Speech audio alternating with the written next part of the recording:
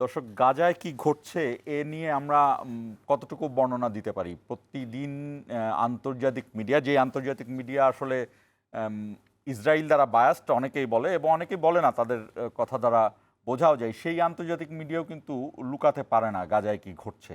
এবং শেষ পর্যন্ত যে মানবতার বিষয়গুলো আসে, সেই মানবতার বিষয়ে কিন্তু সিএনএন, বিবিসি বা এই জাতীয় যতগুলো পশ্চিমা মিডিয়া আছে, আল জাজিরা বাদে, তারা কেউই ঢাকতে পারে না। এবং সেই অনুযায়ী আমরা দেখতে থাকি যে গাজায় একটি বিল্ডিংয়ে বোমা মারলে সেখান থেকে কোনো স্প্লিন্টার ফুঁড়ে বের হয় না, বের হয়ে আসে মানুষের অঙ্গ প্রত্যঙ্গ এবং আস্ত ৩-৪ জন মানুষও উড়ে যায়। এই অবস্থায় গাজায় চলছে এবং বিশ্ববিবেক বলা যায় যে হা করেই তাকিয়ে থাকে সেই দিকে। এবং সবচেয়ে বড় ও আশ্চর্যের যে বিষয়, যে আরব বিশ্ব কিন্তু এখনও দেখছে যে গাজায় এই ধরনের মর্মান্তিক, নির্মম, নৃশংস হামলা চলেই যাচ্ছে। আজকে বাংলাদেশে মার্চ ফর গাজা একটি আহ, কর্মসূচি ছিল, গাজার জন্য সংহতি জানিয়েছে। সারা দেশেই কর্মসূচি ছিল এবং বাংলাদেশের সোহরাওয়ার্দী উদ্যানে সবচেয়ে বড় কর্মসূচি অংশ নেওয়া হয় এবং এটি খুব শান্তিপূর্ণভাবে সেই কর্মসূচি, বিশাল কর্মসূচি, বিপুল সংখ্যক মানুষ সেখানে যোগ দেয় এবং সেই কর্মসূচি পালন করা হয়। আমরা গাজার জন্য সংহতি আজকের বিষয়ে রেখেছি। দর্শক, ইস্পাহানি মির্জাপুর 0 আওয়ারে আপনাদেরকে স্বাগত। ঈদের পরে দীর্ঘ সময় বন্ধ থাকার পর আজকে আমরা আপনাদের সঙ্গে যুক্ত হলাম।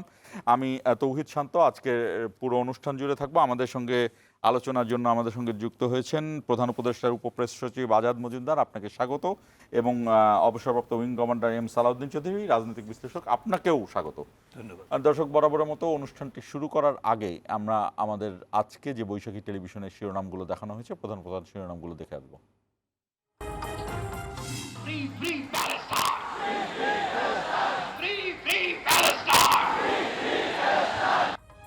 ইসরায়েলের সাথে সব সম্পর্ক ছিন্ন করার আহ্বান। আমরা সকলে স্বতঃস্ফূর্তভাবে বয়কট করব প্রত্যেক সেই পণ্য, কোম্পানি ও শক্তিকে যারা ইসরায়েলের দখলদারিত্ব টিকিয়ে রাখে। মার্চ ফর গাজা কর্মসূচিতে জনতার ঢল। ইসরায়েল বিরোধী স্লোগানের দিনভর উত্তাল রাজধানী। বিশ্ববাসীকে ইসরায়েলি পণ্য বয়কটের আহ্বান। জেলায় জেলায় বিক্ষোভ। আগামী জুনের মধ্যে জাতীয় নির্বাচনের লক্ষ্যে সংস্কার কার্যক্রম দ্রুত এগিয়ে নেওয়ার তাগিদ প্রধান উপদেষ্টার। বৃহস্পতিবার বিএনপির সঙ্গে ঐকমত্য কমিশনের বৈঠক। তারেক রহমানের রাজনৈতিক দূরদর্শিতা দেশের মর্যাদা উজ্জ্বল করছে, মনে করেন তার উপদেষ্টা হুমায়ুন কবির। অনুকূল পরিবেশ হলেই ফিরবেন দেশে। এবং ফ্যাসিবাদী আমলে টাঙ্গাইলে আতঙ্কের নাম মনির পরিবার। 2 ভাইয়ের অত্যাচার নির্যাতনে অতিষ্ঠ সাধারণ মানুষ অবৈধভাবে গড়েছেন বিপুল সম্পদ।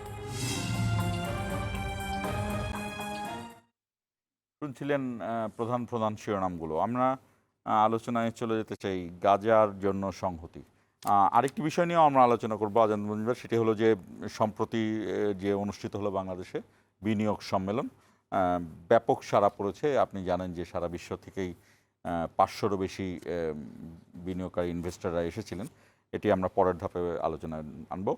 উইং কমান্ডার সালাউদ্দিন চৌধুরীর কাছ থেকে আমি জানতে চাই, রাজনৈতিক বিশ্লেষক হিসেবে না, আপনি একজন নাগরিক হিসেবে, বাংলাদেশের নাগরিক হিসেবে কেমন দেখলেন গাজার জন্য যে সংহতি, এই সংহতি অনুষ্ঠান থেকে আপনি কেমন মনে করছেন?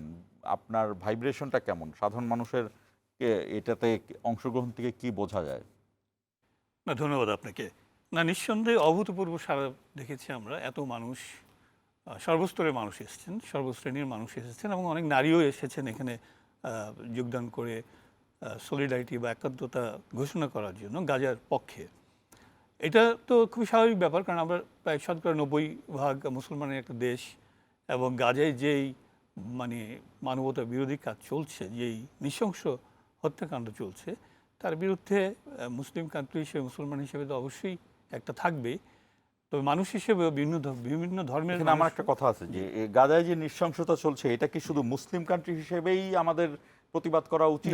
অন্যান্য দেশগুলোর কি এই বিষয়গুলোই মাথা রাখা উচিত যে মুসলিম কান্ট্রিরাই প্রতিবাদ করবে? আমি সেটি পরবর্তীতে আসছিলাম যে শুধু মুসলমান হিসেবে না, মানুষ হিসেবে যে মানবতার প্রতি যে শ্রদ্ধাবোধ, মানবতার প্রতি যে একটা সম্মান, সেটা দেখানোর জন্য পৃথিবীর প্রতিটি দেশেরই উচিত যে এই পক্ষে কথা বলার। কিন্তু আপনি জানেন যে আন্তর্জাতিক যে রাজনীতি বা ভূ রাজনৈতিক যে বিষয়গুলো আছে সব কিছু মিলিয়ে এই মানবতার পক্ষে কথা বলার মতো, আমি শুধু অন্য ধর্মাবলম্বী দেশের কথা বলছি না। আপনি যদি দেখেন, খুব অতীব দুঃখের সাথে বলতে হয়, আমরা সম্ভবত বিশ্বে 57টি মুসলমান দেশ আছে, প্রায় 200 কোটি মুসলমান আছে আমরা সারা বিশ্বে।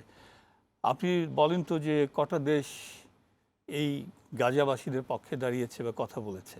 সো এই বিষয়গুলো আমি আপনাকে যদি এই প্রশ্নটা আরেকটা অন্যভাবে করি, সেটি হলো যে এই গাজায় যে নৃশংসতা চলছে, এটার জন্য আমেরিকাতে বিভিন্ন শহরে বিরাট বিরাট কর্মসূচি হচ্ছে। জি, ভারতে কেমন হয়?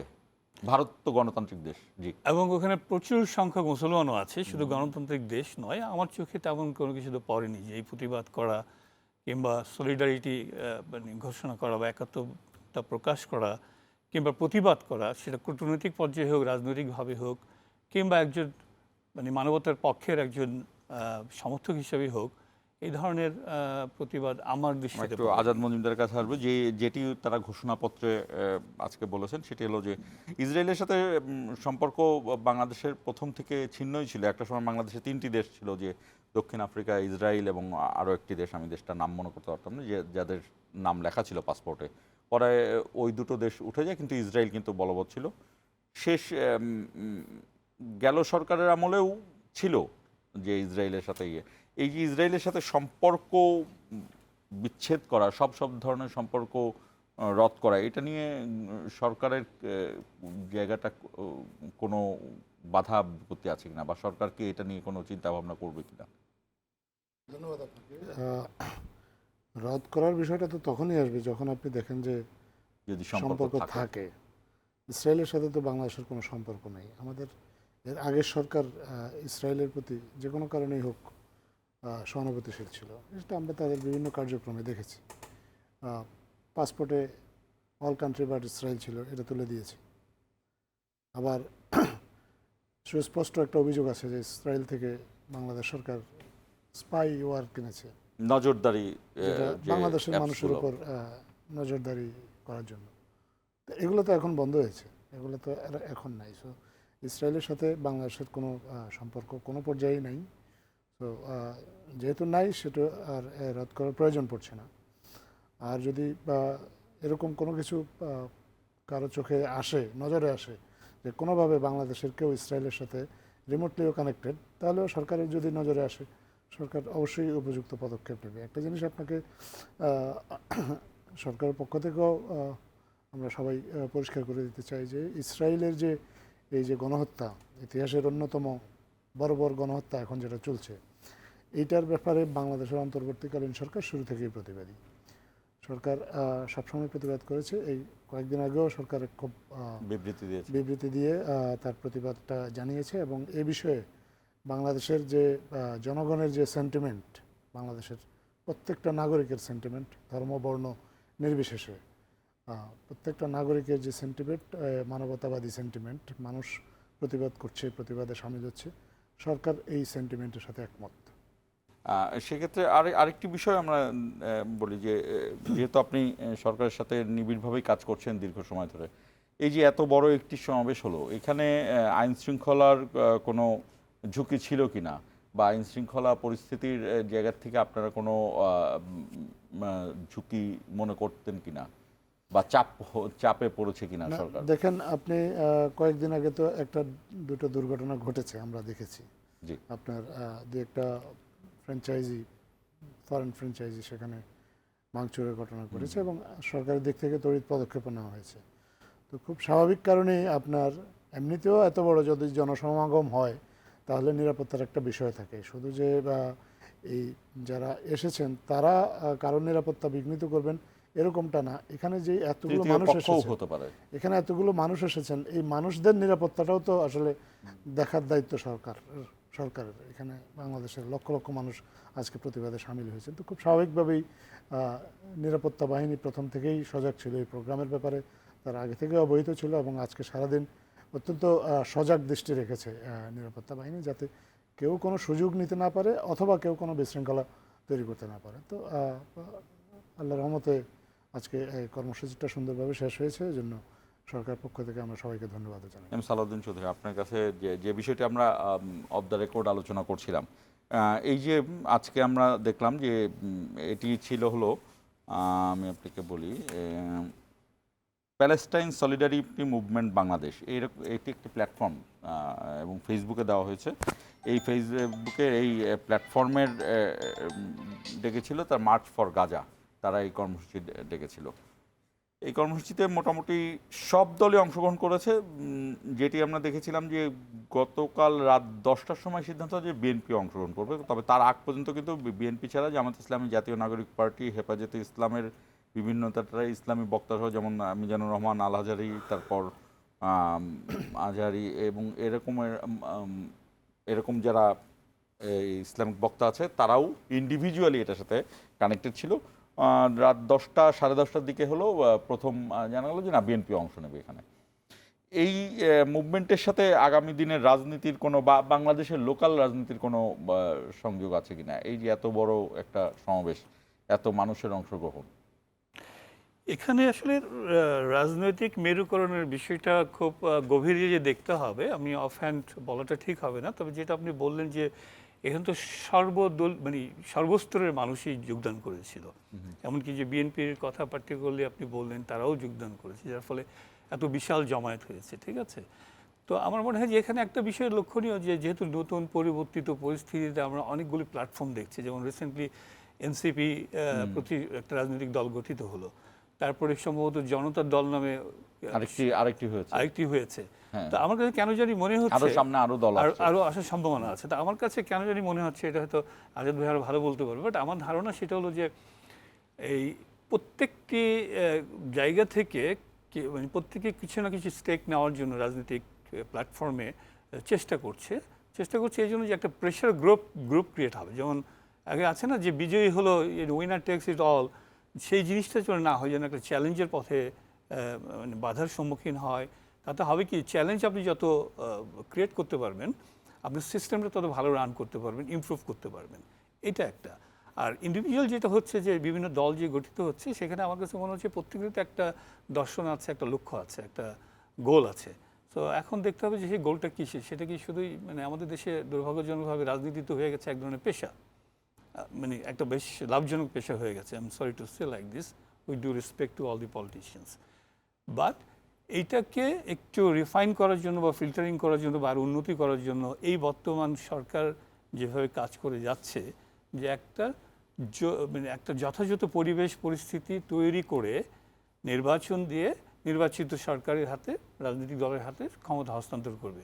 তো সেই প্রচেষ্টাকে সফল করার জন্য যদি এই গোষ্ঠীগুলো এগিয়ে আসে সবাই সৎ মনোভাব নিয়ে, আমার মনে হয় যে একটা নতুন মেরুকরণ হলেও হতে পারে।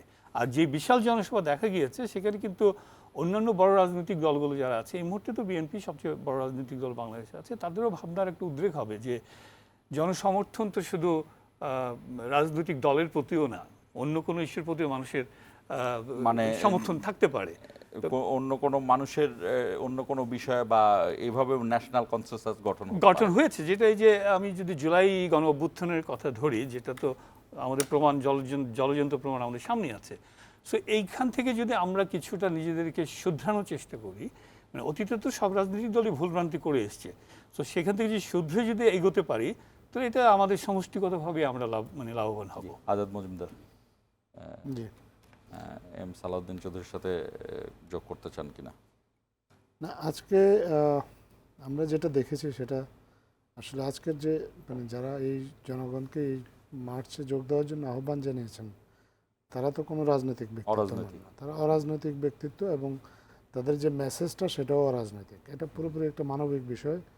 আপনার এটা খুব যে ধর্মীয় বিষয় তাও না, এখানে ধর্মীয় আবেগ অবশ্যই জড়িত আছে, কিন্তু পাশাপাশি আপনার এখানে তো একটা মানবতার একটা বিষয় আছে, কারণ মানুষ মারা হচ্ছে নির্বিচারে, কোনো ধরনের বাজ বিচার ছাড়াই মানুষের উপর একটা হত্যাযজ্ঞ চলছে। তো এটা বাংলাদেশের সব মানুষই তো এই হত্যাযজ্ঞকে ঘৃণা করে, এ ধরনের গণহত্যাকে ঘৃণা করে। বাংলাদেশের মানুষ সবসময় আমরা বিশ্বাস করি যে মানুষের মধ্যে এখনও মানবতাবোধ জাগ্রত আছে, এবং এই এই যে আজকে যে মেসেজটা, সেটা সেই মানবতার পক্ষে আপনার অরাজনৈতিক কিছু প্ল্যাটফর্ম থেকে এই ডাকটা দেওয়া হয়েছে।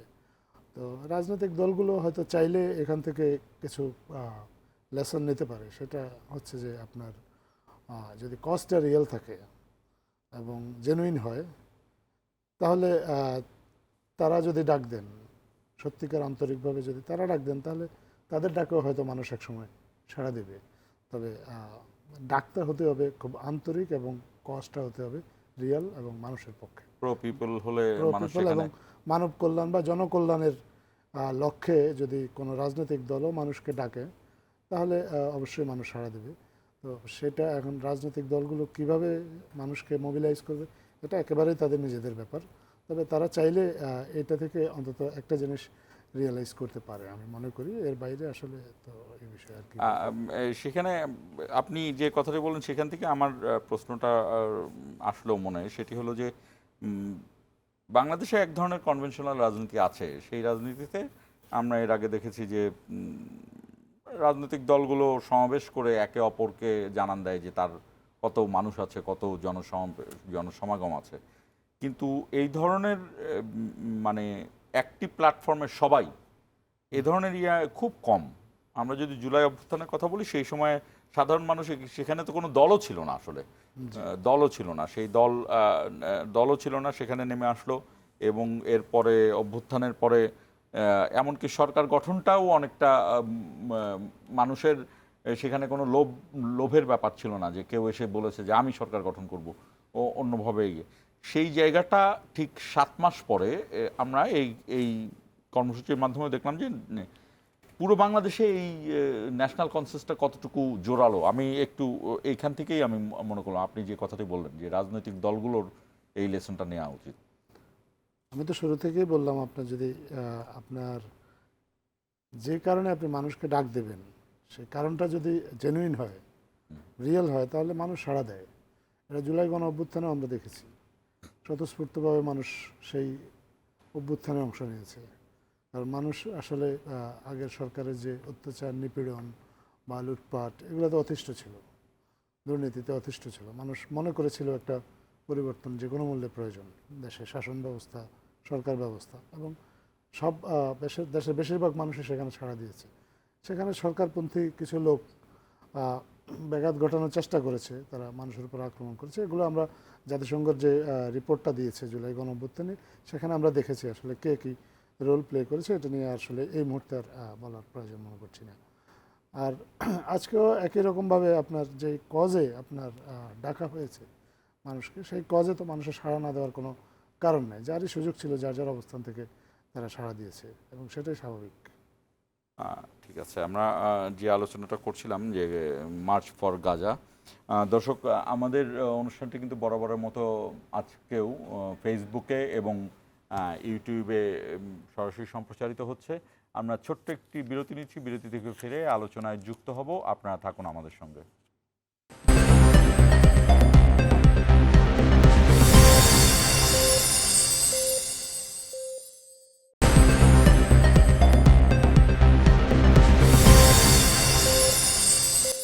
আবার স্বাগত ইস্পাহানি মির্জাপুর জিরা আওয়ারে। আমাদের অনুষ্ঠানটি বৈশাখী টেলিভিশনের পর্দার সাথে সঙ্গে ফেসবুক এবং ইউটিউব পেজেও সরাসরি সম্প্রচারিত হচ্ছে। দর্শক আপনারা চাইলে সেখানে কমেন্টে আমাদের গেস্টদেরকে প্রশ্ন করতে পারেন, আপনার মতামত পরামর্শও রাখতে পারেন। যে বিষয়টি বলেছিলাম শুরুতেই, যে কয়েকদিন আগে বিনিয়োগ সম্মেলন হলো এবং বিনিয়োগ সম্মেলন নিয়ে ব্যাপক সাড়া দেখা গেল। 500-র বেশি ইনভেস্টর এখানে বাংলাদেশে এসেছে। এই বিনিয়োগ সম্মেলন ঘিরে বাংলাদেশের অধিকাংশ ক্ষেত্রেই বেশ উচ্ছ্বাস দেখা গিয়েছে, এবং সবচেয়ে বেশি উচ্ছ্বাস দেখা গিয়েছিল যে বিডা এবং বিডার যে চেয়ারম্যান, তার যে বিনিয়োগ সম্মেলনটি সে যেভাবে আয়োজন করলো, সেই জায়গাটি খুব চমৎকার। আমি একটু আজাদ মজুমদার কাছে আসতে চাই যে বিনিয়োগ সম্মেলনের প্রথম ধাপ তো শেষ হলো, তাদেরকে আমাদের আমন্ত্রণ জানানো, এবং মাননীয় প্রধান উপদেষ্টা কয়েকজনকে কিন্তু বাংলাদেশের সম্মানসূচক নাগরিকত্ব দিলেন, এবং বড় বড় কোম্পানি আসতে দেখলাম। এইটার পরবর্তী ধাপে কাজটা কতদূর আগাচ্ছে বা কিভাবে এগোবে? ধন্যবাদ আপনাকে। বিনিয়োগ তো একটা প্রসেস, এবং একটা চয়েস একই সাথে। সরকারের লক্ষ্য ছিল যে বিনিয়োগকারী যারা আসবেন তাদের চয়েসটা যেন হয় ইনফর্ম চয়েস। আরেকটা জিনিস আপনি খেয়াল করবেন যে বাংলাদেশ গত কয়েক মাস ধরে, বিশেষ করে ইন্টারিম গভর্নমেন্ট দায়িত্ব নেওয়ার পর, ম্যাসিভ কিছু ডিসইনফরমেশন ক্যাম্পেইনের শিকার হচ্ছে। বাংলাদেশের বিপক্ষে, বাংলাদেশকে নিয়ে বাইরে নানা রকমের অপতথ্য ছড়ানো হচ্ছে। তো এই বিনিয়োগ সম্মেলনটা দেশে করে বিনিয়োগকারীদেরকে এখানে সব কিছু দেখানোর পিছনে এটাও একটা অন্যতম কারণ ছিল যে বাইরে যে কথাগুলো বলা হচ্ছে তার সাথে যে রিয়েলিটিটা অন্যরকম, বাংলাদেশের পরিস্থিতিটা যে ভিন্ন, সেগুলো তারা দেখলেন। পাশাপাশি আপনার যে বিনিয়োগের যে ঝুঁকি বা সম্ভাবনা, এগুলো নিয়ে আলোচনা হয়েছে। বিনিয়োগ সম্মেলনে যে বিনিয়োগকারীরা এসেছেন ওনাদেরকে ফিল্ডে নিয়ে যাওয়া হয়েছে। সেখানে ওনারা কিছু কারখানা ছিল চলমান, সেই কারখানাগুলোর কার্যক্রম দেখেছেন। বিশাল সমুদ্রের পাশ দিয়ে তারা গিয়েছেন, তারা দেখেছেন পরিবহন ব্যবস্থাটা দেখেছেন, পণ্য পরিবহনের ব্যবস্থাটা দেখেছেন, লেবারদের যে জীবনযাত্রা বা লেবারদের উপস্থিতি সেটা দেখেছেন। আপনার যে খালি যে প্লটগুলো আছে সেখানে যদি তারা বিনিয়োগ করেন, বিনিয়োগের জন্য কী কী সুযোগ সুবিধা সরকার তাদেরকে দিতে পারবে বা সৃষ্টি করতে পারবে, সেগুলো সম্পর্কে সরকার তাদেরকে একটা ব্রিফ করেছে। সেটা হলো আপনার ফিল্ড ভিজিটে। আর আপনার ঢাকায় তো অনেকগুলো ইন্টারেক্টিভ সেশন হয়েছে, এবং এই সেশনগুলো সব যে আপনার বিডা আয়োজন করেছে এরকমও না। এই সেশনগুলোর সাথে বিভিন্ন দেশের দূতাবাস জড়িত ছিল। মার্কিন দূতাবাস তারা অর্গানাইজিংয়ের সাথে জড়িত ছিল একটা দুটা সেশনে। আপনার ইউরোপীয় ইউনিয়ন ছিল, ডাচ অ্যাম্বাসি ছিল, এরকম ওয়ার্ল্ড ব্যাংক ছিল, তারাও কিন্তু এই প্রসেসটার সাথে ইনভলভ ছিল। তো সব মিলে আপনার যে বিনিয়োগকারীরা এখানে এসেছেন তাদেরকে বাংলাদেশে বিনিয়োগের সম্ভাবনা সম্পর্কে আপনার প্রাথমিক একটা ধারণা দেওয়া হয়েছে। পলিসি কন্টিনিউশনের একটা বিষয় আছে, কারণ আমরা সবাই জানি এবং মানি যে আমাদের যে এই ইন্টারিম গভর্নমেন্ট তারা হয়তো খুব বেশি দিন কন্টিনিউ করবে না, কিন্তু বিনিয়োগের যারা সিদ্ধান্ত নেবেন তারা তো আর 1-2 মাসের কথা ভেবে বিনিয়োগ করবেন না, তারা আপনার বিনিয়োগ করবেন দীর্ঘ একটা সময়কে লক্ষ্য করে। তাদের দিক থেকেও একটা চাওয়া ছিল যারা ভবিষ্যতে হয়তো দেশ পরিচালনার দায়িত্বে আসবেন বা আসতে পারেন, এমন কারো সাথে কথা বলা, যাতে করে পলিসি কন্টিনিউশনটা থাকবে কিনা, বা বাংলাদেশের রাজনৈতিক দলগুলোর আসলে পলিসিটা কী বিনিয়োগের বিষয়ে সেটাও তারা জানতে চেয়েছেন। তো সব মিলে এটা খুব ইন্টারেক্টিভ একটা কতগুলো সেশন হয়েছে। মানে বিনিয়োগকারীরা জানতে চেয়েছেন, বিনিয়োগকারীদেরকে বাংলাদেশ সরকার জানিয়েছে। তো আলোচনাগুলো খুব খোলামেলাভাবে হয়েছে।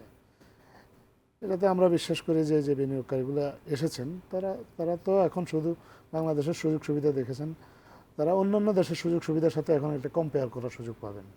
কম্পেয়ার করে তারা আপনার বাংলাদেশে আসবেন কি আসবেন না এই সিদ্ধান্তটা তো তারা পরে নেবেন। কিন্তু আমরা বিশ্বাস করি যে ফলো আপ কমিউনিকেশনেরও কিন্তু একটা ব্যবস্থা নেওয়া হয়েছে। ব্যবস্থা যে নেওয়া হয়েছে তার আপনি কিছু প্রমাণও আপনি দেখবেন যে আগামী মাসেই কিন্তু চীনের বাণিজ্য মন্ত্রী আসছেন 200 চীনের বিনিয়োগকারী নিয়ে। এটা কিন্তু এই সম্মেলনের পরবর্তী যে ফলো আপটা এটারও একটা অংশ। কারণ আপনি একটা সম্মেলনে অনেকগুলো বিনিয়োগকারীকে আনলেন, তারপর তাদেরকে একটা ব্রিফ করলেন অনেক কিছু, তারা চলে গেল, কিন্তু তাদের সাথে আর যোগাযোগ হলো না। তারপর কেউ যদি নিজ থেকে এসে আগ্রহ ব্যক্ত করে তাহলে বিনিয়োগ হবে, না হলে হবে না, বিষয়টা এরকম না। এই সম্মেলনে যারা এসেছেন তারা গিয়ে এখন তাদের দেশের অন্যান্য বিনিয়োগকারীদেরকেও জানাবেন, এবং তাদের সাথে যে যোগাযোগটা এখন স্থাপিত হলো এই সম্মেলনের সূত্রে, সেই যোগাযোগটাও আমরা বিশ্বাস করি কন্টিনিউ করবে। এবং আশা করা যায় যে 1.5 থেকে 2 বছরের মধ্যে হয়তো বা তাদের বিনিয়োগের যে প্রবাহটা সেটা শুরু হবে, এটা সরকার বিশ্বাস করে, বা তাদের কারো ক্ষেত্রে কিছু কমিটমেন্টও আছে এরকম। আর একটা জিনিস হলো যে আপনার সম্মেলনের আরেকটা বড় সাকসেস যদি আপনি বলেন, সেটা হচ্ছে যে আপনার এই যে বিনিয়োগের পরিবেশ নিয়ে যে আলোচনাটা হচ্ছে, বা আপনি যে এখন কথা বলছি, এটাও কিন্তু এই সম্মেলনের একটা সাকসেস। কারণ এই সম্মেলনটা না হলে আমরা হয়তো কথা বলতাম না, আমরা হয়তো এখন অন্য কোনো বিষয় নিয়ে কথা বলতাম। বা 4 দিন যখন সম্মেলনটা চলেছে, বাংলাদেশের মিডিয়া পুরোপুরি মোটামুটি ব্যস্ত ছিল এই সম্মেলন নিয়ে, ব্যাপক আপনার কাভারেজ হয়েছে, আমরা দেখেছি, আলোচনা হয়েছে। শুধু যে আপনার সম্মেলনের ভেন্যুতে আলোচনা হয়েছে তা না, মিডিয়াতে কথা বলেছেন, অর্থনীতিবিদরা এসেছেন, রাজনীতিবিদরা এসেছেন, আমাদের সাংবাদিকরা কথা বলেছেন, বিশ্লেষকরা। এই কথাবার্তার মধ্যে দিয়ে আপনার কিছু কিছু বিষয় তো স্পষ্ট হয়েছে। আমাদের তো আমাদের দেশে অনেক সীমাবদ্ধতা আছে। এই সীমাবদ্ধতাগুলো মেনে নিয়েই কিন্তু সরকার কাজ করে, এবং এই সীমাবদ্ধতাগুলো আরও স্পষ্ট হয়েছে সবার কথাবার্তার মধ্যে দিয়ে। বিনিয়োগকারীরাও জেনেছেন, যারা নীতি নির্ধারক সরকার তারাও জেনেছেন। এখন সরকারের পক্ষে সুবিধা হবে যে পলিসিটা তারা নেবে বিনিয়োগকারীদেরকে তার বিনিয়োগের সিদ্ধান্ত গ্রহণে সহায়তা করার জন্য।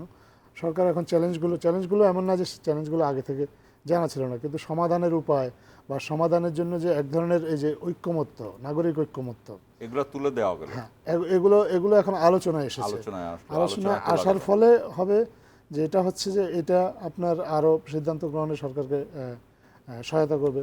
বা কিছু কিছু ক্ষেত্রে আপনার ধরেন আমলাতান্ত্রিক জটিলতা নিয়ে অনেক আলোচনা হয়েছে।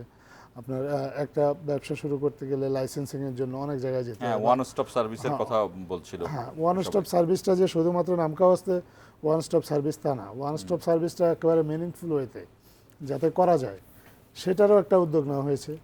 তো সব মিলিয়ে এই বিনিয়োগ সম্মেলন, আমরা বলতে পারি যে বিনিয়োগ সম্মেলন যে কোনো বিনিয়োগের একটা প্রথম ধাপ। প্রথম ধাপ হিসেবে প্রথম ধাপটা কতটা সফল হলো? প্রথম ধাপ হিসেবে তো আমি মনে করি যে পুরোপুরি সফল।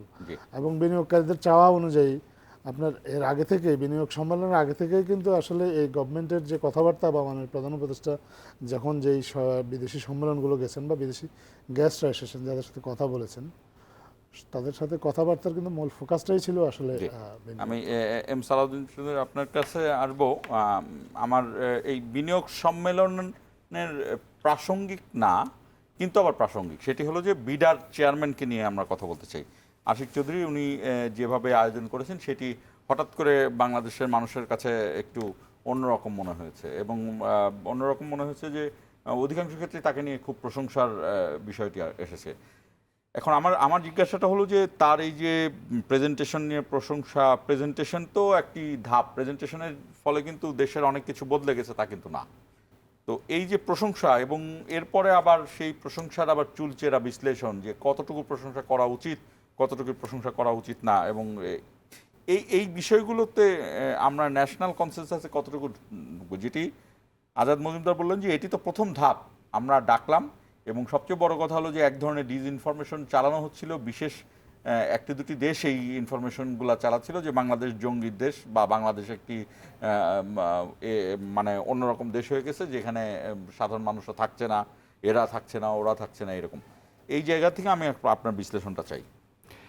দেখুন, প্রথমে যেটা বলেছেন যে ডিসইনফরমেশন কিংবা প্রোপাগান্ডা বা যেটাই বলেন, এটা কোন পক্ষ চালাচ্ছে এটা আমি সবাই মোটামুটি জানি আর কি, ঠিক আছে। মানে যারা ক্ষমতা হারিয়ে গেছে তারা ক্ষমতায় ফেরার জন্য যে কোনো প্রকারের প্রচেষ্টা করে যাচ্ছে, আমি সরাসরি বলছি আর কি, ঠিক আছে।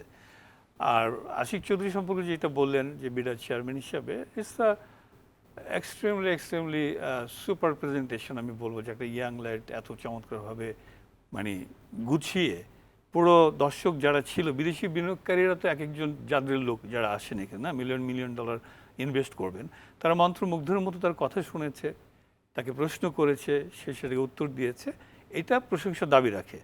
তবে এর বিরুদ্ধে কথা বলার যে লোক থাকবে না তা না। পৃথিবীতে এমন একজন মানুষকে আপনি বের করেন তো যে যার পক্ষেই সবাই কথা বলবে, সে শত ভালো কাজ করলেও তো পক্ষে কথা বলবে না, বিপক্ষে কথা বলার লোক থাকবে, এটাই স্বাভাবিক ব্যাপার, এবং এটা you have to accept it, the reality.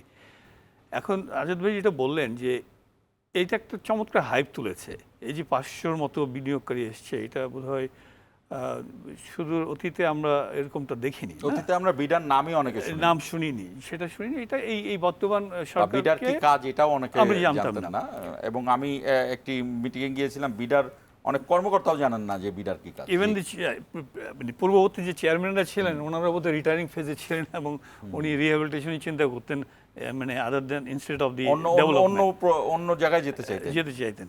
তো এখন যেটা হচ্ছে যে এই যে ঘটনাটা ঘটেছে, এটার জন্য আমি ফুল ক্রেডিট দেবো এই গভর্নমেন্টকে। বাট ফলো আপ যে অ্যাকশনগুলো, একটা জিনিস খেয়াল রাখবেন, যারা বিনিয়োগ করতে আসছে তারা এই গভর্নমেন্টের আমন্ত্রণে আসছে, বিকজ এখানে প্রফেসর ইউনূস সাহেব আছেন এবং একটা নতুন পরিবেশ আছে, ওনারা এসছেন। আর ওনারা ইনভেস্ট করার আগে কিন্তু ভাববেন শতবার যে এইটা তো একটা কন্টিনিউয়াস প্রসেস। আমি যখন এখানে $1 মিলিয়ন ইনভেস্ট করবো, এটা তো 2 বছর 4 বছরের জন্য না। যেমন ইয়াংওয়ান নামে যে কোম্পানিটা আছে, কোরিয়ান কোম্পানিটা তো অনেক বছর ধরে আছে, সম্ভবত বিএনপির প্রথম সরকারের আমলে ওনারা এসছে এখানে, 45 ইয়ার্স। Almost 45 years, right. মানে বাট তাদেরকে বোধহয় খুব বেশি ফ্লারিশ করেছে প্রথম যখন বিএনপি সরকার গঠন করে 91 এর পর থেকে। তো কাজেই এই হিসাবটা কিন্তু তারা আগে করবে, কারণ ইটস এ হার্ড ক্যাশ, তারা এখানে এসে ইনভেস্ট করবে। এবং এটার সাথে কিন্তু অনেক অ্যাসোসিয়েটেড ফ্যাসিলিটিস কিন্তু দিতে হবে এদেরকে। একটা হলো যে, প্রথমে যদি আমি বলি যে ব্যুরোক্রেটিক যে প্রবলেমটা আমাদের দেশে আছে, একটা কাজ যখন যেমন ওয়ান স্টপ সার্ভিসের কথা বললেন, এটা রিয়েল অর্থে এটা ওয়ান স্টপ সার্ভিস হতে হবে। যে আমি একটা কাজের জন্য যাচ্ছি, এখানে যার টেবিলে যাচ্ছি সে কিন্তু প্রত্যাশা করবে না যে সে কত পাবে, তাকে কী দেবো, কাজটা ঢিলামি করবে। এই যে রেড ট্যাপিংয়ের যে প্রবলেমটা, এটা যেন না থাকে। আপনার স্বস্তিকর যোগাযোগ ব্যবস্থা, আমার পয়েন্ট A থেকে পয়েন্ট B তে যাবে। বিদেশি ইনভেস্টররা কিন্তু এই যে সিঙ্গাপুরে, দুবাইতে, ব্যাংককে ইনভেস্ট করে কেন? বিকজ তাদের কমিউনিকেশন নেটওয়ার্কটা ভেরি স্মুথ, যেটা বাংলাদেশে এখন মানে সবাই এগ্রি করবেন যে ওই অবস্থায় নেই। তারপর তাদের যে স্থান দিতে হবে, জায়গা দিতে হবে, তাদেরকে নিরবিচ্ছিন্ন ইলেকট্রিসিটি সাপ্লাই দিতে হবে, গ্যাস সাপ্লাই দিতে হবে, ঠিক আছে? তারপর তাদের যে নিরাপত্তা, যে এই যে চাঁদাবাজ গিয়ে বলবে যে আমাকে এত টাকা দাও, ঘুষখোর বলবে আমাকে এত টাকা দাও, এখানে অনেক বিষয়গুলো আছে যেগুলো অ্যাড্রেস করতে হবে। এটা সময় সাপেক্ষ ব্যাপার, বা শুরুটা যে হয়েছে, it's a very excellent job done. Credit goes to the. দুজনকেই বলছি, আমি আবার ছোট্ট একটা বিরতি নিব, তবে বিরতির আগে একটি কথা বলে যাই। সেটি হলো যে ঠিক এই সম্মেলনের আগে বিমস্টেকে জয়েন করেছিলেন মাননীয় প্রধান উপদেষ্টা, এবং সেখানে সবচেয়ে বেশি আলোচনায় ছিল যে ভারতের প্রধানমন্ত্রীর সঙ্গে যে বৈঠকটি হয়। ভারতের প্রধানমন্ত্রী বৈঠক করে আসেন এবং গেল 8 এপ্রিল তারা একটি চুক্তির কথা জানান, যে চুক্তিটি করা যাচ্ছে না, যে ভারতীয় ভূমি ব্যবহার করে বেসিক্যালি তারা ট্রান্সশিপমেন্টের কথা বলেন, যে দিল্লি এয়ারপোর্ট থেকে আমাদের কিছু গার্মেন্টস পণ্য যায়, সেইটিকে বন্ধ করে দেন। এই বিষয়টি নিয়ে আলোচনায় আসবো আমরা। দর্শক, আমাদের বৈশাখী টেলিভিশনের ফেসবুক এবং ইউটিউব পেজে সরাসরি সম্প্রচারিত হচ্ছে ইস্পাহানি মির্জাপুর 0 আওয়ার। আপনারা চাইলে সেখানে আপনাদের পরামর্শ জানাতে পারেন, আপনাদের মতামত জানাতে পারেন। নিচ্ছি ছোট্ট একটি বিরতি, থাকুন আমাদের সঙ্গেই।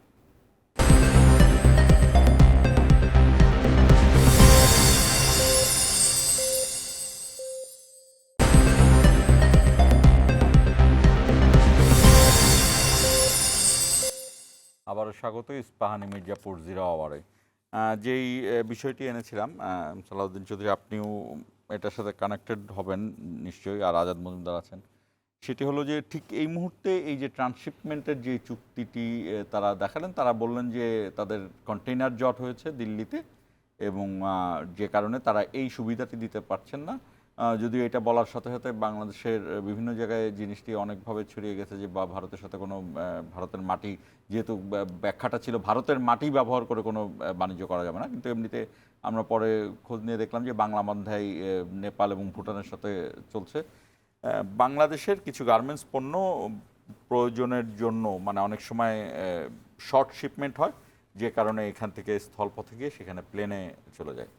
এই জায়গাটিতে আমি যেটি জানতে চাই আজাদ মজুমদারের কাছে, সেটি হলো যে সেক্ষেত্রে বাংলাদেশের নিশ্চয়ই বিকল্প ব্যবস্থা আছে। আপনারা সরকারের পক্ষ থেকে কোনো বিকল্প ব্যবস্থার বিষয়গুলো অবহিত করছেন কিনা, বা এখানে তো কতটুকু কি সমস্যা হতে পারে বাংলাদেশের ক্ষেত্রে?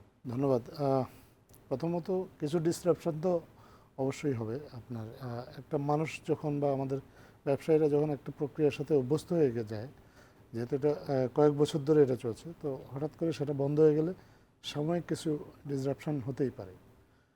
তবে আমরা দেখেছি যে আপনার যে পরিমাণ পণ্য ভারতের বন্দর ব্যবহার করে বিদেশে যায়, সেটা আমাদের টোটাল এক্সপোর্টের 1%ও না।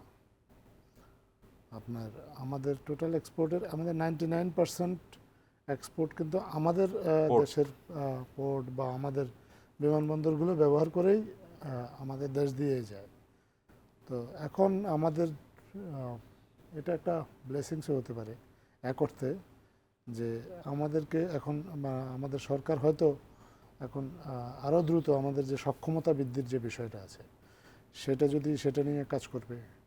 যদি সক্ষমতাটা দ্রুত বৃদ্ধি করা যায়, তাহলে আপনার আমাদের যে এই 1% পণ্য ভারতীয় বন্দর ব্যবহার করে, ভারতের বিমানবন্দর ব্যবহার করে অন্যান্য দেশে রপ্তানি হয়, সেটা হয়তো আর প্রয়োজন পড়বে না। এবং এই যে ট্রান্সশিপমেন্টের বাবদ তো বাংলাদেশের কিছু খরচও হয়, যে খরচটা শেষ পর্যন্ত ভারত পায়, কারণ এটা তো আর ফ্রি সার্ভিস না। তো আমরা মনে করি সেদিক থেকে আমরা যদি বাংলাদেশ যদি তার সক্ষমতাটা বৃদ্ধি করতে পারে, সেই টাকাটা বাংলাদেশে সে টাকাটা বাংলাদেশে থাকবে। এবং এটার আসলে কাজ তো অনেক আগে থেকেই চলছে। আপনি দেখেছেন শাহজালাল বিমানবন্দরের থার্ড টার্মিনাল আপনার, আমরা হয়তো আশা করছি যে খুব শিগগিরই ফাংশনাল হয়ে যাবে। এবং চট্টগ্রাম বন্দরের সক্ষমতা বাড়ানোর জন্যও কিন্তু অনেক দিন ধরে কাজ চলছে। এবং সিলেট বিমানবন্দরেও সিলেট বিমানবন্দর তো আছেই। আপনার যেখানে যদি সক্ষমতা বাড়ানো যায় তাহলে সেটাকেও কাজে লাগানো। আমাদের তো 3টা আন্তর্জাতিক বিমানবন্দর আছে, ভবিষ্যতে হয়তো আমরা কক্সবাজারকেও দেখব আন্তর্জাতিক বিমানবন্দরের হিসাবে, এরকম একটা আশা সরকারের কাছ থেকে আছে, বা এরকম একটা পরিকল্পনার কথা আমরা বিভিন্ন সময়ে জেনেছি। তো আসলে যেটা হচ্ছে যে আমাদের বাণিজ্য আমাদেরকেই আসলে করতে হবে, এবং আমাদের এই জন্য প্রয়োজনীয় অবকাঠামোগত উন্নয়ন আমাদের করতেই হবে, এটার কোনো বিকল্প নাই। ভারত ট্রান্সশিপমেন্ট ফ্যাসিলিটিস দিলেও এই অবকাঠামোগত উন্নয়ন করতে হবে, না দিলে তো করতেই হবে। সো এখন ভূরাজনৈতিক যে বাস্তবতা, সেই বাস্তবতায় যে কোনো দেশ আসলে তার নিজস্ব স্বার্থে, বাণিজ্যিক স্বার্থে বলেন, রাজনৈতিক স্বার্থে বলেন, যে কোনো সিদ্ধান্ত নিতে পারে। যে সিদ্ধান্তটার উপর আপনার নিয়ন্ত্রণ নেই, সেই সিদ্ধান্তটা নিয়ে আপনি আক্ষেপ না করে আপনার যেখানে নিয়ন্ত্রণ আছে, মেন আপনি ইনফ্রাস্ট্রাকচার ডেভেলপ করা, ফ্যাসিলিটিসগুলো ক্রিয়েট করা, সেটা আমাদের কন্ট্রোলে আছে। বাংলাদেশের মতো মালদ্বীপের সাথেও চুক্তি আছে এই বিষয়ে। সেটা নিয়ে যদি আমরা কাজ করতে পারি, বা অন্য আরও বিকল্প যদি কোনো অপশন আমরা বের করতে পারি, তাহলে এই যে ডিসরাপশনটা আমরা এখন দেখছি, সেই সাময়িক ডিসরাপশনটা আমার বিশ্বাস এটা আমি সালাউদ্দিন চৌধুরী আপনার কাছে জানতে চাইবো, এই প্রশ্নটি হলো আলাদা, এটাই আজাদ মজুমদারের কাছে পড়ার, আপনি আলোচনা শুরু করলে হয়তো আজাদ মজুমদার নিজেও যোগ হবেন সেই আলোচনায়। ঠিক এই সময়ে কেন এই চুক্তিটি বাতিল করা হলো? এক নাম্বার কথা হলো যে ভারতও খুব ভালো করে জানে যে এটাতে তাদের কিছু টাকা পয়সা লস হবে, বাংলাদেশের যে অনেক বড় ক্ষতি হয়ে যাবে তা না, বরঞ্চ বাংলাদেশকে এক ধরনের উস্কে দেওয়া হবে যে তার মধ্যেকার ভেতরের ঠিক যেই সময়ে ইন্ডিয়া ভারত বিরোধী মনোভাব বাংলাদেশের মানুষের মধ্যে আছে। এবং বিমস্টেকের সম্মেলনে কিন্তু ভারতের প্রধানমন্ত্রী নরেন্দ্র মোদী এই কথাটি স্পেসিফিকভাবে বলেছে যে বাংলাদেশের জনগণের সঙ্গে ভারতের জনগণের মিল, বা বাংলাদেশের কোনো ব্যক্তির সাথে মিল না, এটি যেন ডক্টর ইউনূস মানুষের কাছে পৌঁছে দেয়। ঠিক এই পৌঁছে দেওয়ার কথা বলে আবার এই ট্রান্সশিপমেন্টটা বাতিল করলো, এই জায়গাতে আপনার কি মনে হয়? আচ্ছা, এখানে একটা পয়েন্ট বলে রাখি, আপনি হয়তো জানবেন যে ওয়ার্ল্ড ট্রেড অর্গানাইজেশনের আইন অনুযায়ী ভারত কিন্তু এটা করতে পারে না, নাম্বার ওয়ান। বা তারা করেছে, এবং এমন একটা সময় করেছে যখন আমাদের বাংলাদেশে চরমভাবে ভারত বিরোধী মনোভাব, না ওই যে বিনিয়োগ সম্মেলন চলছে, হ্যাঁ বিনিয়োগ সম্মেলন চলছে, হ্যাঁ এটাও একটা পয়েন্ট। বাট মজার ব্যাপার যেটা আজাদ ভাই বললো, আমি এটাকে একটা অপরচুনিটি হিসেবে দেখি। কিরকম যে আমার এই পথটা বন্ধ হয়ে গেছে, আমাকে তো অন্য পথ খুলতে হবে। এই ট্রান্সশিপমেন্টের এটা আমি যদি সঠিকভাবে জেনে থাকি, এটা শুরু হয়েছে 2020 সালে, মাত্র অল্প কয়েকদিন, 5 বছর। তো এর আগে কি আমরা যাইনি? এর আগে কি আমরা ট্রান্সশিপ্ট করিনি? করেছি। এখন যেটা হচ্ছে যে আমরা যেটা মানে কিছুক্ষণ আগে আমি একটা নিউজে দেখলাম যে বিকল্প ব্যবস্থা যেটা করছে, যে আমরা এখান থেকে কলম্বো কিংবা এখান থেকে মালদ্বীপের সি রুটে নিয়ে ওখান থেকে আমরা ইয়ারে ট্রান্সশিপ্ট করব। আমাদের খরচ একটু বেশি হতে পারে, ঝামেলা সময় বেশি লাগতে পারে, এটা কমানোর ব্যবস্থা আছে। সেটা কি? সেটা হলো যে যেমন সিভিল এভিয়েশন অথরিটির সাথে বোধহয় ব্যবসায়ীরা এবং আমাদের বাণিজ্য মন্ত্রণালয়ের মিটিং করছে যে আমরা গ্রাউন্ড হ্যান্ডলিং চার্জ, তো স্ক্যানিং চার্জ, এটাকে যদি আমরা একটু রিডিউস করতে পারি, যেহেতু সিভিল এভিয়েশন একটা গভর্নমেন্ট অর্গানাইজেশন, চাইলেই পারে দেশের স্বার্থে, তাহলে আমরা কিছু মিনিমাইজ করে হবে কি, যদি দেখি যে it has become very effective one, তাহলে কিন্তু ফর এভার আমরা কিন্তু আর ওই ডিপেন্ডেন্সিটা থাকছে না। তো একটা জিনিস মনে রাখতে হবে যে ওনারা কিন্তু আইন অনুযায়ী এটা করতে পারে না, বিশ্ব বাণিজ্য সংস্থার আইন অনুযায়ী। দ্বিতীয়ত আমরা কিন্তু শুরু করেছি মাত্র বছর 5 হয়নি। তো কাজে এর আগে তো আমরা করেছি, হয়তো আমরা 2 সেন্ট 3 সেন্ট কেজি প্রতি আমরা কিছুটা লাভবান হয়েছি। তো ওটাকে কমানোর জন্য, মিনিমাইজ করার জন্য আমি দেখলাম যে ব্যবসায়িক সম্প্রদায়েরা মিটিং করছে যে আমাদের সিভিল এভিয়েশন, বিমান, তারপর বিভিন্ন বিমানের ফ্লাইট বাড়ানো যায় কিনা, কার্গো ফ্লাইট। তো এই ইয়েগুলো চলছে, আলোচনাগুলো চলছে। আমি আশা করি একটা সমাধানে আমরা চলে আসবো। তবে আপনি যেটা বলেছেন যে ভারত এই সময় কেন নিলেন, আসলে কি দেখেন, গত 8 মাস ধরে তো আমরা দেখছি যে ডিপ্লোম্যাটিক নর্মস বা পলিটিক্যাল নর্মস ছেড়ে যেরকম একেবারে র ভাষায় তারা ব্যবহার করছে আমাদেরকে, আমাদের বিরুদ্ধে কথা বলছে, এটা দুঃখজনক। এবং এটা স্পষ্ট হয়ে বোঝা যাচ্ছে যে তারা যেটা বললেন, যে নরেন্দ্র মোদী সাহেব বলেছেন যে আমরা ব্যক্তি বা দলের সাথে না, জনগণের সাথে সম্পর্ক রাখবো, এটা বলেছেন, ভালো, চমৎকার কথা বলেছেন, বাট অনেক পরে এবং অনেক কষ্ট করে হয়তো বলেছেন, কারণ এটা প্রমাণিত সত্য যে ওনাদের সম্পর্কটা কিন্তু ছিল ব্যক্তি এবং দলের সাথে এত বছর, দলও না, ব্যক্তির সঙ্গে বা ব্যক্তির একটা সঙ্গে। পরিবারের সঙ্গে। এবং যেটা এখন দেখাচ্ছে যে সেই পরিবারকে আপনি দেখেন, এবং তাদের সম্পর্কটা এতই যে সেই পরিবার কিন্তু তাদের ওখানেই আছে। না আপনি দেখেন, আমি একটা উদাহরণ দিই, যে বিএনপির যে সাবেক মন্ত্রী ছিল সালাউদ্দিন সাহেবকে বস্তা ভরে ওপারে ফেলে দিয়েছে এবং অনুপ্রবেশকারী হিসেবে তার বিচার হয়েছে ওখানে। এর চেয়েও মজার জিনিস ছিল সুখরঞ্জন বালি। সুখরঞ্জন বালিকে। তো এই যে এই গণহত্যা করার পরে কত শত আওয়ামী লীগ, আমি শেখ হাসিনার কথা তো ধরলাম, উনি ওখানে আছেন সবাই জানে, এর বাইরে কত শত আওয়ামী লীগ নেতা, এমপি, মন্ত্রী ওখানে বিনা পাসপোর্টে, বিনা ভিসায় আছে, তারা কিছু করছে সেখানে অনুপ্রবেশকারী হিসেবে। সো এটা আমাদের বাংলাদেশের জনগণ বুঝে ফেলছে। আজাদ মজুমদার, আমি শেষ মিনিট আমাদের, ঠিক এই মুহূর্তে এই সিদ্ধান্তটা ভারতের, আপনি সরকারের উচ্চপদস্থ কর্মকর্তা, আপনার কি মনে হয় এটা? এর যদিও এটাই ফরেন সার্ভিসের দেওয়ার কথা, তারপর আমরা আপনার কাছে জানতে চাইলাম যে যেটি সালাউদ্দিন চৌধুরী বলছে যে যেই সময় আমাদের বিনিয়োগ সম্মেলন হচ্ছে, যেই সময় নরেন্দ্র মোদী বলে আসলেন যে বাংলাদেশের মানুষের সঙ্গে ভারতের সম্পর্ক কোনো ব্যক্তি বিশেষের সঙ্গে না, যে সময় বাংলাদেশে ভারত মনোভাব তুঙ্গে, সেই সময় হঠাৎ করে একটি লেম এক্সকিউজ যে কন্টেনার হ্যান্ডেল হচ্ছে না, জট, তাই এইটা হবে না। ধন্যবাদ আপনাকে। আপনি যদি সরকারের উচ্চপদস্থ কর্মকর্তা বলেন, তাহলে তো আসলে ভারত যে এক্সকিউজটা দেখিয়েছে এর বাইরে আসলে কোনো কিছু বলার সুযোগ থাকে না, কারণ তারা তাদের সিদ্ধান্ত জানিয়েছে, কী কারণে নেবে কি সেটা তাদের একান্ত, তাদের নিজস্ব সিদ্ধান্ত। তবে আমি যেহেতু একসময় সাংবাদিকতাও করেছি, নিজের কিছুটা ধারণা থেকে বলতে পারি, আপনি ভারতের সাথে বাংলাদেশ সবসময় সুসম্পর্ক চেয়েছে এবং সেটা চেয়েছে সমমর্যাদার ভিত্তিতে। আমাদের একটা দুই দেশের সরকার প্রধান পর্যায়ে একটা শীর্ষ বৈঠক হয়েছে আপনার, এবং আমরা দেখেছি সেখানে পারস্পরিক শ্রদ্ধা, আস্থা, এই বিষয়গুলো ছিল। সেই মিটিংটাতে কিন্তু মানে বাংলাদেশ যেভাবে চেয়েছে সমমর্যাদার ভিত্তিতে, সেরকমই একটা মিটিং হয়েছে। কিন্তু তারপরেও তাদের কিছু পপুলিস্ট কিছু চিন্তাভাবনা তো তাদের সরকারের হয়তো বা থাকতে পারে, তাদের জনগণকে হয়তো তাদের একটা বুঝ দেওয়ার বিষয় ছিল যে তারা যে শ্রেষ্ঠ, বা তারা যে চাইলে বাংলাদেশকে বিপাকে ফেলতে পারে, এরকম একটা পপুলিস্ট চিন্তাভাবনা থেকে হয়তো বা তারা এই সিদ্ধান্ত নিয়েছে, বা আমি নিশ্চিত নই একেবারে যে এটাই কারণ, তবে এটা একটা অনুমান মাত্র। ঠিক আছে, আমরা যে শেষ করছি। ভারত যে ধরনের সিদ্ধান্তই নিক, সেটা তাদের দেশের ব্যাপার, এটি নিয়ে আমাদের কিছু বলার নেই। দর্শক, আজকে গাজা জন্য যে কর্মসূচি ছিল সেই কর্মসূচি নিয়ে আলোচনা করলাম, এরপর আমরা বিনিয়োগ সম্মেলন নিয়ে আলোচনা করলাম। এখানে ভারতের প্রসঙ্গটি আসলো। ভারত আমাদের ফ্রেন্ডস ফরএভার হতে চায় না, তারা বরাবরই বলেছিল যে বাংলাদেশের সঙ্গে ভারতের বন্ধুত্ব সেই রকম, এবং সর্বশেষ তাদের পররাষ্ট্রমন্ত্রী জয়শঙ্কর কিন্তু বলেছেন যে আর কোনো দেশই বাংলাদেশকে যতটা ভালো ভারত চিন্তা করে বাংলাদেশের জন্য, আর কোনো দেশই করে না। আমরা সেটি বিশ্বাস করতে চাই যে ভারত বাংলাদেশের কাছের প্রতিবেশী এবং সবচেয়ে জোরালো প্রতিবেশী হিসেবে বাংলাদেশকে সমমর্যাদায় নেবেন, এবং বাংলাদেশ একটি সার্বভৌম দেশ, সেটিও মাথায় রাখবেন। বাংলাদেশ তাদের অন্যান্য অনেকগুলো রাজ্যের মতো নয়, বাংলাদেশ একটি স্বাধীন সার্বভৌম দেশ।